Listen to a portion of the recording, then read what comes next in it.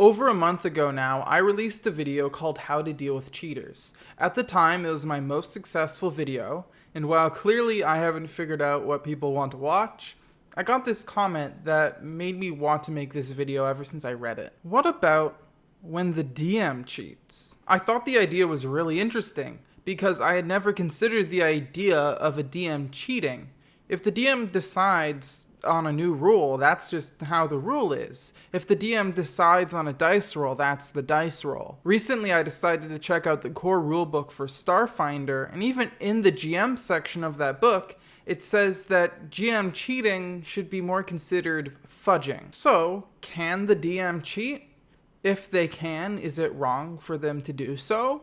What's the line? Well, let's talk about it. Let's start by trying to define what DM cheating is. Because a DM doesn't break the rules in the same way a player would break the rules, because the DM is the rules. If I'm running a game and I decide a monster has more hit points than it says in the monster manual, well, that's what the rules are now. I've decided it has more hit points, it now has more hit points.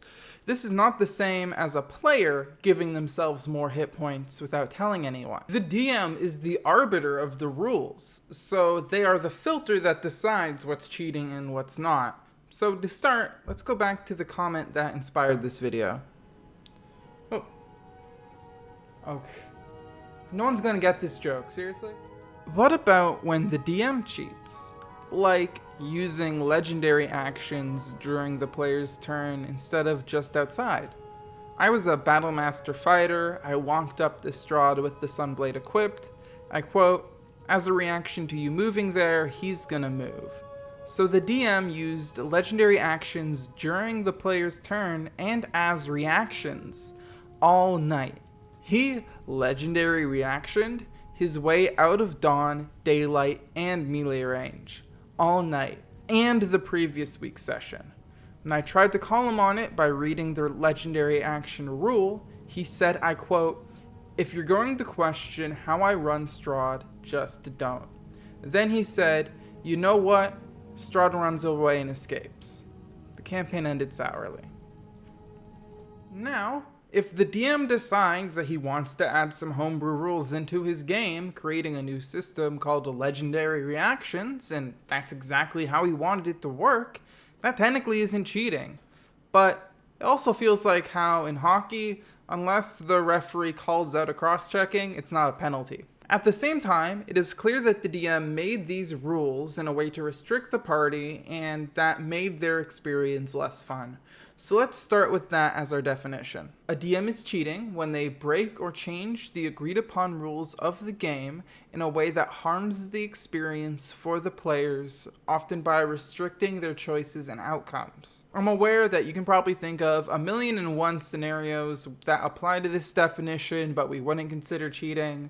But making definitions isn't my thing. Talking about D&D is my thing. Hey, if you're enjoying this video, remember to click that subscribe button to see more videos like this. Anyways, on with the video. The important thing I want to focus on is in a way that harms the experience for the players. Back to Starfinder, that book actually specifies the difference between cheating and fudging. Players cheat because their cheating takes away from the fun. A GM fudges because the cheating adds to the fun.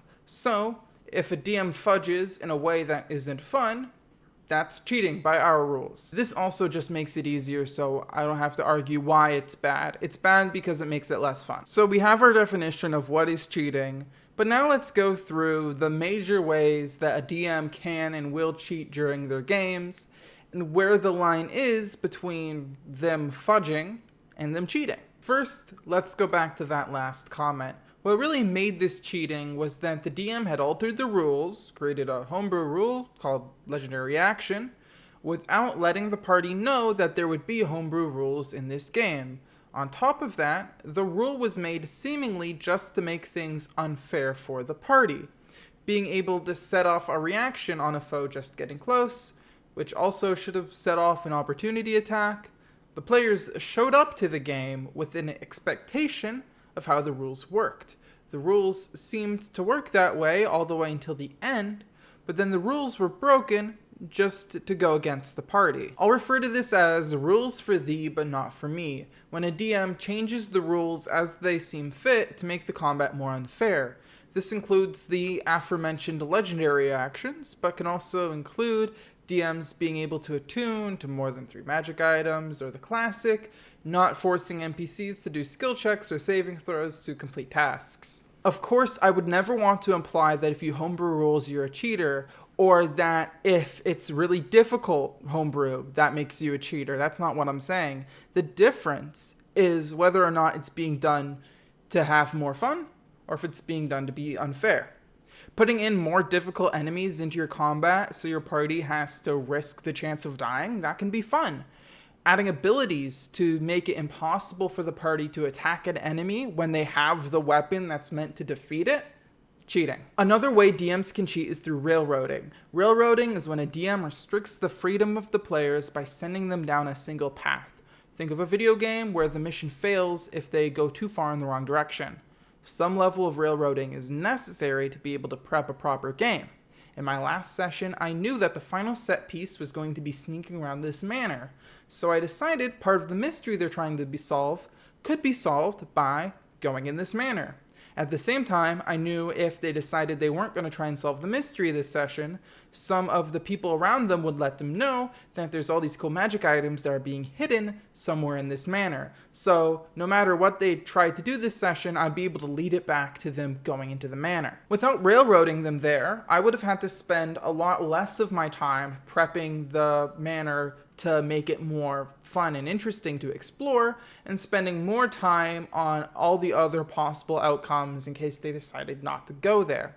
Railroading becomes cheating only when you reject the choices the players have made and force them down a path that they've made clear they aren't interested in. And if the party has made deliberate decisions to get a particular outcome, you can't just neglect their choices by having the outcome you wanted to happen anyway for no good reason. For example, if your story requires an NPC to be killed by the bad guy, but the party has made deliberate decisions that would make the NPC totally safe from that bad guy, the players are going to feel pretty cheated out of their choices if you just give the bad guy magic teleporting powers to allow them to kill that NPC anyway.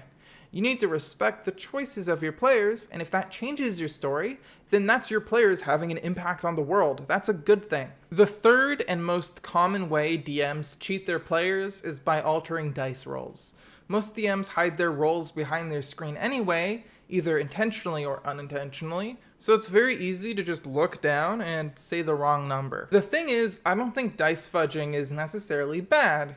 You roll for damage and you quickly realize you've made this boss too tough? Well, maybe pull back the hit dice a little bit.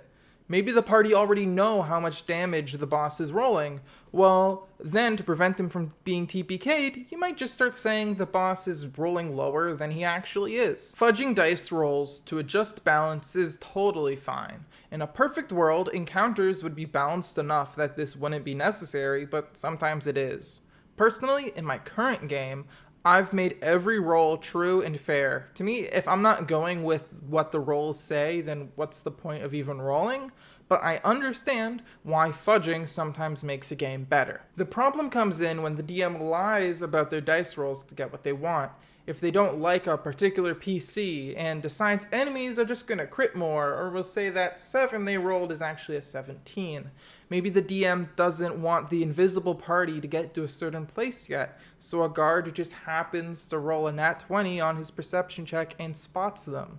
This goes back to restricting of player choice and removing the randomness of the game, which, unless it is done carefully and thoughtfully, will almost always lead to a less enjoyable experience for the party. What this all comes down to is the DM taking control away from the players and putting more consideration into what they want to happen against what is actually good and fun for the actual game. Frankly, if you break the rules and railroad the party while fudging die rolls in a way that your party loves and they keep coming back to, there's no problem, and you should keep doing that if that works for you.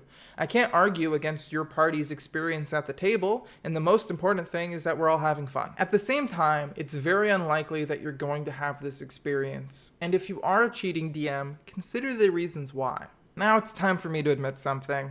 I used to be a horrendous DM cheater.